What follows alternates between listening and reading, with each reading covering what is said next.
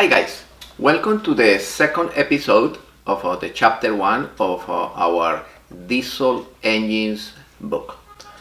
Alright, in this episode we are going to finish the chapter number 1. We are going to continue with the concept of weight, with the concept of force, with the concept of torque and efficiency.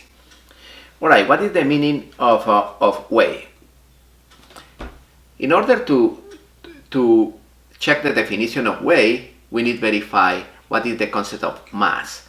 Mass is the amount of matter a substance contains. It is measured in kilograms or grams. Mass in science is how much matter is inside of an object. Weight. Weight is the gravitational force acting on a body. Yes, my friends.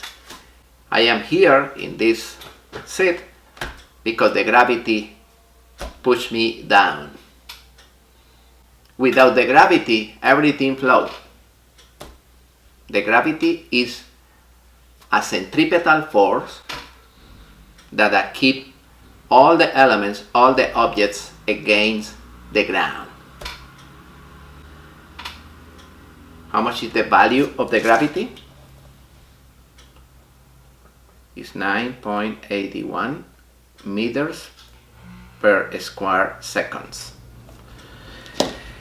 Alright, what is the formula for weight? Weight is equal to the external force. According with the second law of Newton, force is equal mass times acceleration. In this particular case, is the acceleration of the gravity. This is the second law of Mr. Newton. What states the second law of Mr. Newton? This Newton's second law details the relationship between the force, the mass, and the acceleration. If you push or pull an object in a particular direction, the object accelerates in that direction. It's simple. This is the second law of Newton. And this is the law that keep in movement all the objects on the environment. You remember in the previous book, I explained that there are three geniuses that we are going to study in details, each one. One of the genius that we study in the previous courses of electricity and electronics is Mr. Ohm. Mr. Ohm states that the voltage is equal intensity times resistance. Voltage is basically the force that you apply in order to increase or decrease the flow of electricity. In mechanical system, the genius is Mr. Newton, and Mr. Newton states that the force is equal the mass times the acceleration. This is the second law of Newton. And those three formulas, the formulas of Mr. Ohm, Mr. Newton, and the formula of Monsieur Pascal, they are basically the same. Monsieur Pascal in hydraulic system says that the force is equal the pressures times the area. Those three formulas have a less common denominator, and we are going to identify what is the less common denominator in those three formulas. Alright, my friends, now we are going to introduce one important concept, is the concept of work. Work in order to understand power, and after that we are going to try to understand what is the meaning of torque and what is the difference between work and torque. Let me explain something. What is the formula for work? Work is the force applied in an object during a distance. Is force times distance. And the unit is a Newton meter. Newton per meter. Or Joule. The other name for Newton meter is Joule. This is work. This is work. Work is force times distance. and is the force that you apply. This is an object, this is the ground, and this is the force that you apply on the object in order to move the object some distance. And the work is equal to the force applied times the distance. It's simple. The work is linear. What about torque? Torque is the force that you apply to twist it a bar. For example, this is the front view of a rod of iron. If you apply a force here, and this is the radius, the torque is equal to the force times the radius. The force times the radius. What is the unit of a torque? It's exactly the same. It's Newton per meter or Joule. Those are the units for torque. In other words, work and torque are basically the same. Work is the force applied to an object, linear, and torque is the force applied on the object in order to twist it. Torque is angular, and work is linear. That's the only difference. Torque is angular because it's force times radius, and work is linear because it's force times distance. That's the only difference. Both of them use the same units, Newton meter or joules. Yeah, the unit is Newton meter or joules. And this is the other definition of torque, is the tendency of a force to rotate an object about an axis. Yeah, it's the force times the radius. We have an example here for a torque. We are going to apply a force of 5 newtons, and the distance in between the center and the end is 40 centimeters. How much is 40 centimeters in meters? Is equal to 0.4 meters. Okay, what is the torque applied over there? The torque is basically the force, 5 newtons, times the distance, 0.4, and this is 2 Newton meters. 2 Newton meters is the torque applied on that object. This is an example in order to calculate the torque. Don't forget, work is linear,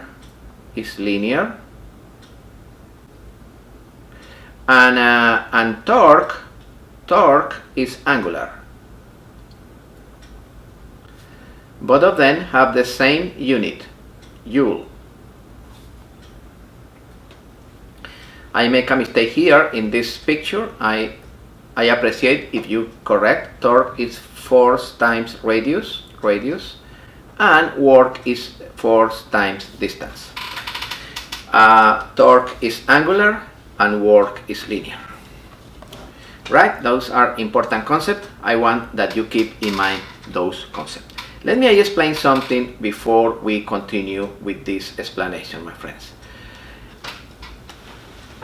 In electricity, you remember, according with the Ohm law, we have the formula for voltage. Voltage is equal to the intensity times resistance. And what is the formula for power? Power is equal the voltage times the intensity. And what is the unit for power in electricity? Watts. Watts. 1 kilowatt is equivalent to 1,000 watts. Alright, this is in electrical systems. Okay, Mr. Newton, in mechanical systems, state that the force is equal the mass times the acceleration. And the power is the work in a period of time. This is power. This is the formula for power in mechanical system, and this is the formula for power in electrical system. It's possible that I convert mechanical power into electrical power, or vice versa, electrical power into mechanical power. Yes, it's possible. There is a magic formula to convert mechanical power into electrical or electrical into mechanical. What is the unit of the mechanical power? The unit is horsepower. Horsepower. And what is the unit for the electrical power? Watts. And the formula says that 1 horsepower is equivalent to 746 watts. Is equivalent to 746 watts. This is an important formula. In the future, we are going to use that formula to calculate the capacity of the engine. Suppose that you have a generator, the generator is damaged, and you want to use the engine of the generator, because the back end, the electrical portion of the generator is in good condition, and you need to replace only the engine. But you don't know how much horsepower you need on the engine in order to replace the engine for a new engine. With that magic formula, you can calculate that formula. Is pretty simple. Suppose that you have a generator. This is an example. You have a generator of 20 kilowatts. 20 kilowatts. And the engine, this is the engine. The engine is broken. The back end is in perfect conditions, but the engine is broken. And you need to know how much is the horsepower, the minimum horsepower that you need in order to replace that engine for other one in order to supply 20 kilowatts. Okay, you know that 1 horsepower is equivalent to 746 watts. Okay, right now I have 20,000 watts. How much horsepower are? This is the question. Okay, is 20,000 divided by 746. And this is the amount of a horsepower that you need to replace the engine. Alright, we are going to use this formula in different ways in order to calculate power, electrical power, and convert the electrical power into mechanical power, or vice versa. Okay, this is the formula for work, this is the formula for torque, and right now this is the summary of the explanation that I did before. The unit for power is watts. 1 watt is 1 joule per second. And this is the magic formula. 1 horsepower is equivalent to 746 watts. This is the formula that we are going to use in the future to convert one power into the other one. Okay, and now we are going to introduce other important formula, the torque. Because depending on the amount of torque produced for the engine, you can produce on the propeller of the boat more thrust or less thrust. It's with the torque that we are going to do the majority of our calculation, not with the horsepower.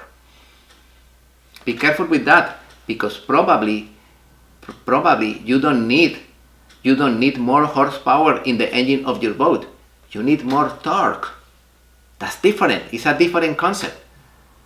I receive a lot of phone calls and emails related with how much power I need in my boat in order to reach some speed, and the question have different answers. In general, when I visit the boats, I found that the engine that the that is installed on the boat have enough capacity.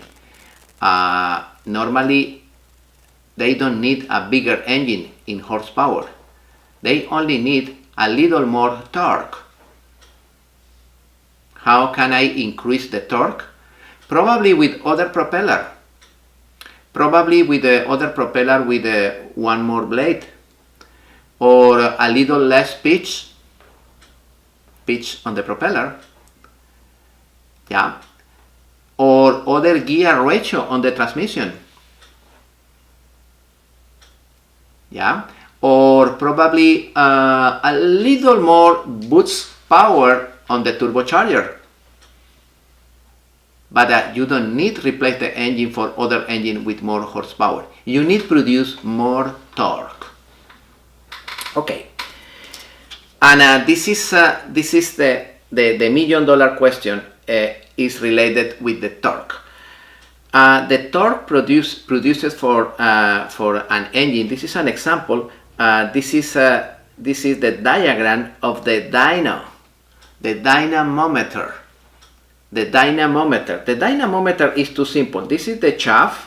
This is the shaft of the crankshaft. This is the crankshaft here, and you install these mechanisms. These mechanisms have a friction material here, like the friction material that you have in the pads of your brakes, and here you have an scale, and now, depending of the pressure that you apply here in this bolt, and depending of the RPMs of the crankshaft, you can produce here a vertical force, and the vertical force times the radius produce the torque. This is the dynamometer. When you visit the dynamometer with your car in order to verify how much horsepower is producing the engine of your car, they install a similar instrument on the crankshaft of the engine in order to calculate how much torque is produced for the crankshaft of that motor or that engine. This shaft could be the shaft of an electric motor, or an electric pump, or a gas engine or diesel engine. This is basically the diagram for the dynamometer. Once again, the people think that the most important or the critical factor is the horsepower, and no, it's not the horsepower. Is the torque. And this is the magic formula that we are going to use in the future in order to convert torque into horsepower. It's easy. The formula states that the torque should be equal to the horsepower of the engine,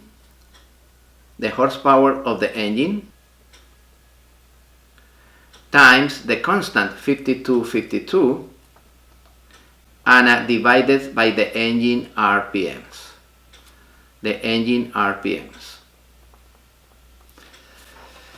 Alright, my friend, this is an important formula.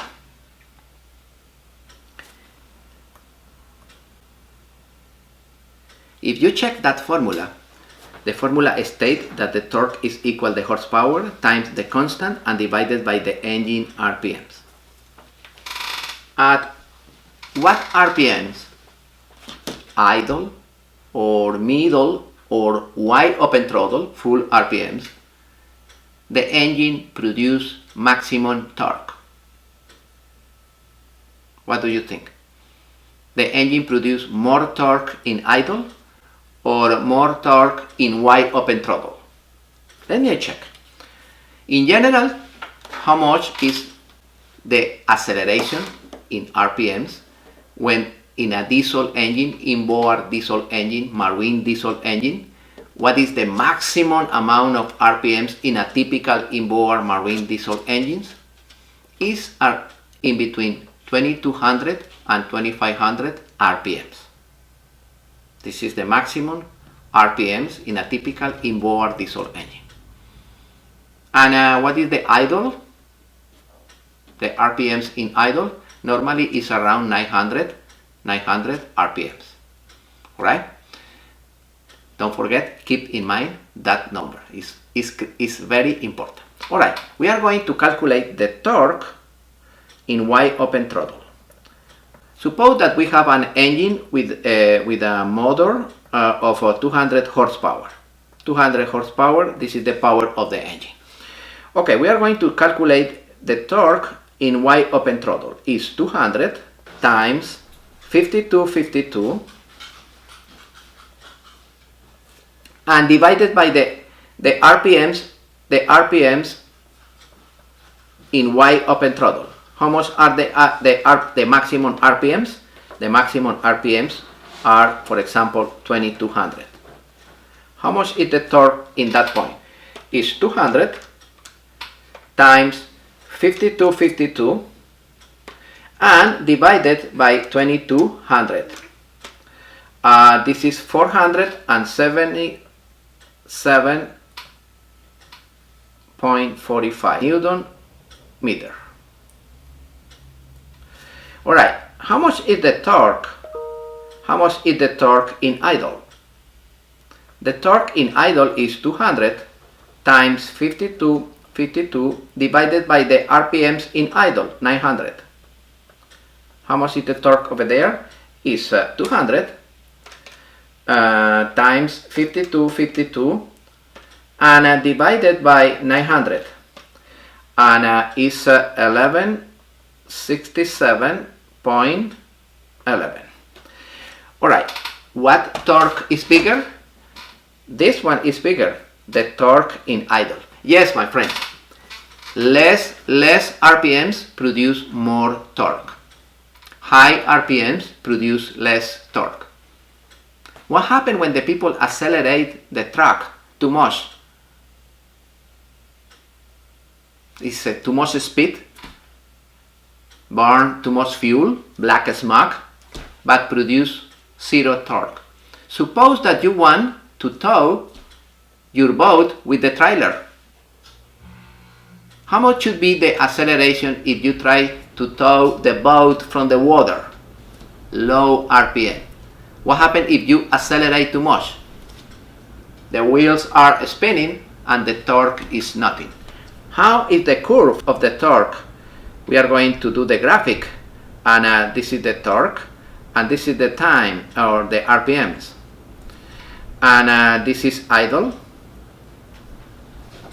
This is 1500 RPMs and this is 2500 RPMs, and normally the curve is like this,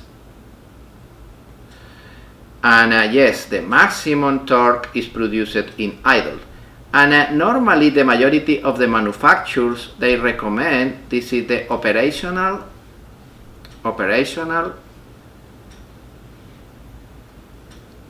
RPMs. The majority of the boats recommend accelerate the engine in between 1400 and 1800 RPMs. This is the operational temperature. What is the meaning of that?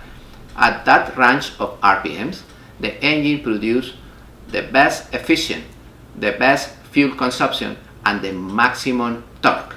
This is the point where the engine is working in better conditions. All right, my friends, right now we are going to continue. This is the formula. Torque is equal 5252 times the horsepower and divided by the engine RPMs. Don't forget, 52 is a constant. Okay, my friends, now we are going to talk about efficiency. And I am going to explain the efficiency in a simple way. The efficiency is, you talk about efficiency in different ways. You talk about thermal efficiency, you talk about fuel efficiency, you talk about torque efficiency. For example, the fuel efficiency. How can you calculate the fuel efficiency in your car? You have a new car and you have the catalog of the car, and the car said that the fuel consumption of the new car is 28 miles per gallon. Is 28 miles per gallon.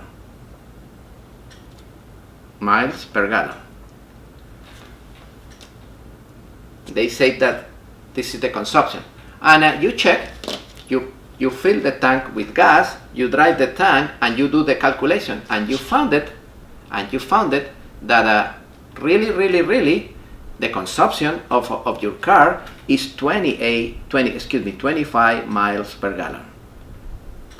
This is the catalog information, and this is the real situation. It's less.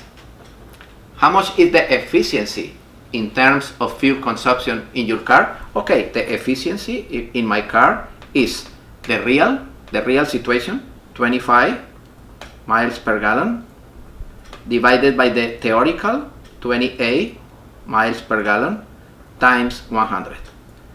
And this is the efficiency of my car in fuel consumption. You can calculate the efficiency in terms of volumetric efficiency, how much air is supposed that the engine suction, and how much is the real air, amount of air entering in the combustion chamber, and this is the volumetric efficiency. We are going to do that calculation. The efficiency is very important, my friends. In general, the diesel engines, naturally aspirated, with no turbo, with no supercharger, they have an efficiency around 85%. When the engine is turbocharged or supercharged, the efficiency is pretty close to 100. The gasoline engines, carbureted, they have an efficiency around 38%.